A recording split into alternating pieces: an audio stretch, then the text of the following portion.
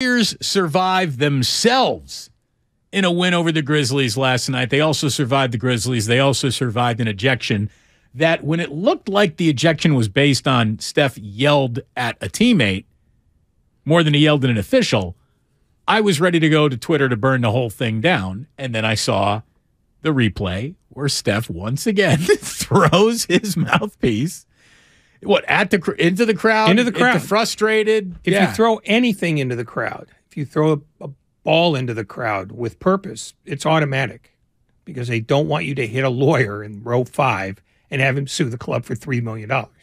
Is there anyone who's a big enough Steph Curry fan who still wouldn't think that it would be pretty gross to get hit with his mouthpiece? Gross? No. Potentially lucrative? Yes. I mean, I don't think you can sue for cooties. You can't sue for cooties, but you could sue for assault. Again, it'd be a tough court case. I bet you they settle that. Maybe they do, but it's going to be more money than you had point. when you went into the arena. No one sues Steph. And for a man whose entire career is completely unblemished, he's got 3 career ejections, all mouthpiece related. It's one of the weirdest stats to ever be associated with a player who has no problems at all to detect in his entire career. No, but it does mark a level of childishness. Why don't you just take a shoe off and throw it in the crowd? If you're going to do that, it just, I don't know. It amuses me that that's his forfeit when he needs to vent. That's his break glass in case of emergency. Why don't you just start screaming obscenities at the official? You have a better chance of surviving that than throwing something into the crowd, because you throw something into the crowd, there's no appeal. There's no going to the league office and saying, hey, I think I got screwed, because that one's written in black and white. You can't go in the crowd. You can't throw anything into the crowd.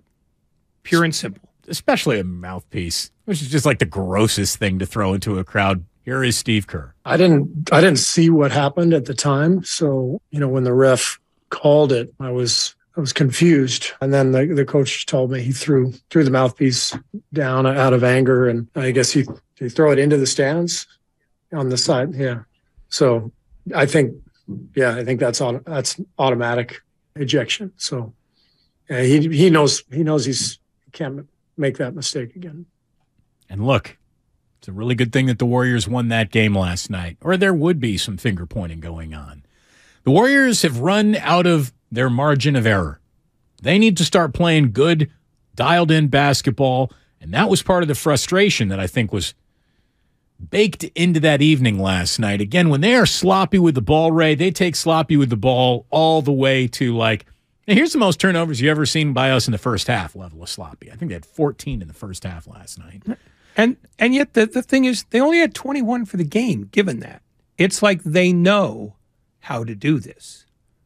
But then they just get in these weird rhythms where they're just going to distribute the ball all over the place except to a teammate. It's like a petulant kid who knows how to behave, but for whatever reason, they're just in a mood to make mayhem.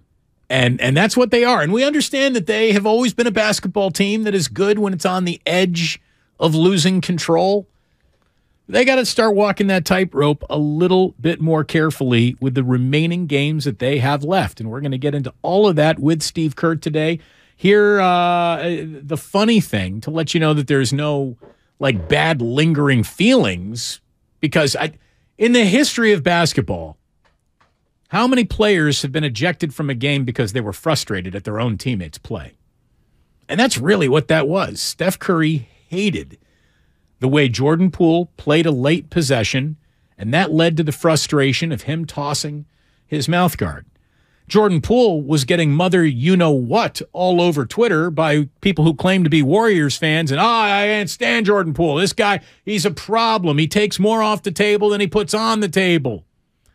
And then, of course, he hits the game-winning layup to save the entire day, and everybody's baking at the end of it. It was a great play call that I guess was dialed up by Draymond Green himself for Steve.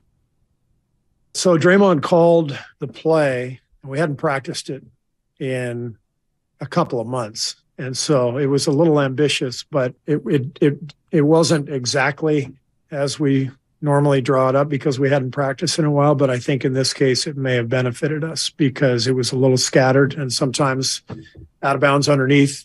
Some coaches will just run guys in a circle, and then just cut everywhere. I've seen coaches do that. It was a little more organized than that, but I think in some ways we were a little scattered and Jordan just made a great back cut. Look, it was a whole bunch of traffic in the lane. You got guys curling around and off that traffic. And then once defenders started following the Fugazi curls, here comes Jordan with the real curl. And that's a Johnny on the spot. Dante DiVincenzo, big ragu, big assist in that moment to find Jordan Poole almost undefended for an easy layup right under the basket. And Warriors, they got away with murder last night. They got away with murder. And I don't want to hear another word that this is not a rivalry. You lie with the way that you play, or you tell the truth with the way that you play. The lie is this isn't a rivalry. The Warriors went out and played that game as hard as they've played all year.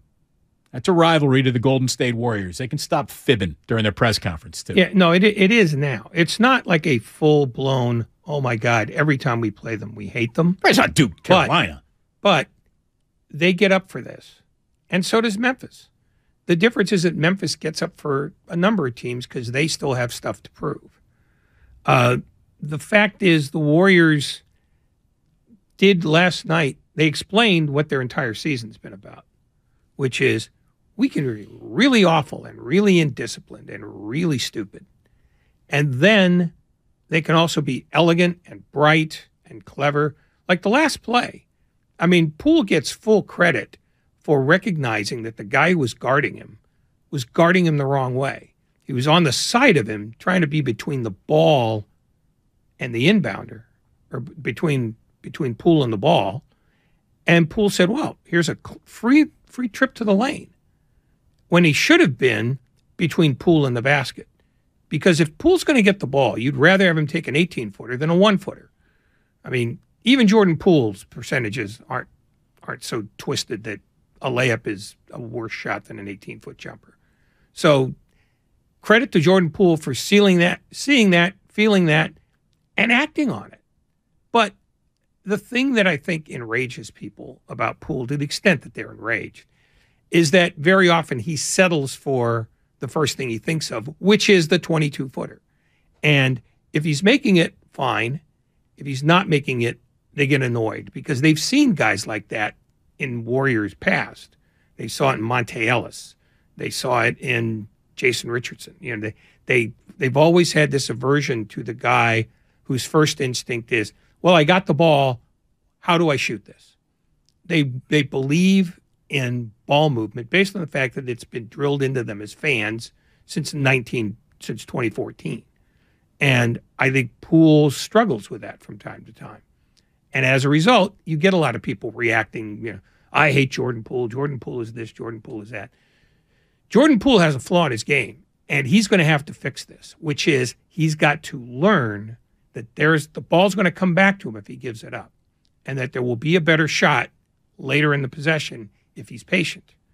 He hasn't learned that yet. That doesn't mean he's a lost cause or a detriment to the team, but it is a flaw that's easy to spot, and when he does it, and does it more than once, people get pissed. What are the flaws easy to spot in the game plans that coaches could be installing for the NFC title game? We're going to get into a guy who understands the X's and O's of it all so well. Ron Jaworski joins us in about 20 minutes. Joe Fortenbaugh in a little more than an hour from right now. Steve Kerr live at 5 to go over everything that was ailing the Golden State Warriors and ended up actually delivering them into the win column anyways last night